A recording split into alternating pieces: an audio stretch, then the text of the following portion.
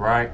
On our series, we've been discussing the 7 deadly sins. Today we're going to be going over gluttony, right? Now, what is gluttony? How about so we can get the actual definition from what Google say, right? Habitual greed or excess in eating. A lot of times people don't believe this is a sin. You tell them it's one of the 7 deadly sins, they're like, really? I mean, yeah, it is, because why? Let's just think about it. Why would God say gluttony, eating too much, is a sin? Is excessive eating really bad? No, it isn't. Oh, okay. Well, you know how we do. So we're gonna see what science says about it, about gluttony, and then we're gonna see what God said about gluttony, all right? So, of course, let's go. Y'all know how I rock. I love using Healthline. Again, it is evidence-based. The article contains scientific references. They are clickable links to peer-reviewed scientific papers, okay?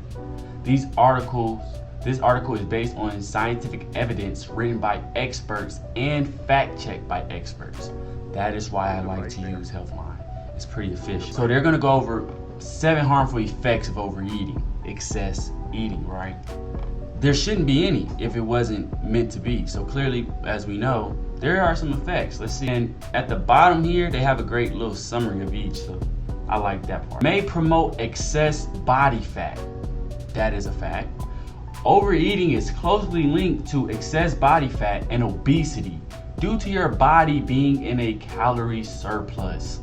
To avoid fat gain, focus on lean proteins and non-starchy vegetables at meals. Now, back in the day, of course, we do understand that they had way stricter policy on how they could eat food back then. So we know that they didn't eat nothing we had today. They ain't no McDonald's, no Benihana's, none of that. Like JJ's, they ain't none of that, man. You know, so it was probably a little easier for them than us, but let's continue. May disrupt hunger regulation, right? So it says chronic overeating may override hormones that control fullness and hunger, making it difficult to determine when your body needs food. So you eat too much and then your body doesn't know when it's actually hungry and when it's not. You could possibly be sad and still be eating. Now, you don't have to be just overweight or obese to suffer from gluttony. You know, you could be skinny and still suffer from it, and it could catch up to you down the line, or it still could have effects internally. So it doesn't matter. You know, you can still battle with this being a smaller person, but that's why we discuss the 7 deadly sins, because we all have our different battles. Some people may battle with gluttony, some people may not. So we are gonna, help out the people who do battle with this. May increase disease risk. We don't like that one, do we? Nah, we don't like that one.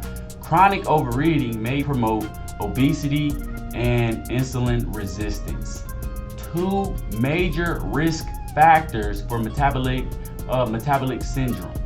A cluster of conditions that increase your risk of heart disease, stroke, and diabetes. So to hurry up and sum it up for you, if you overeat, it can increase your risk of heart disease, stroke, and diabetes. And I have a video I'll be doing to break down so we can actually see, right? We can actually look at what happens to food when it goes in our bodies. We don't just swallow it and it disappears. No, everything that you're eating is literally being broken down and used in your body on a microscopic level. So if you're just throwing these things down and you're not reading the back of your packages of your food and really paying attention and counting what is in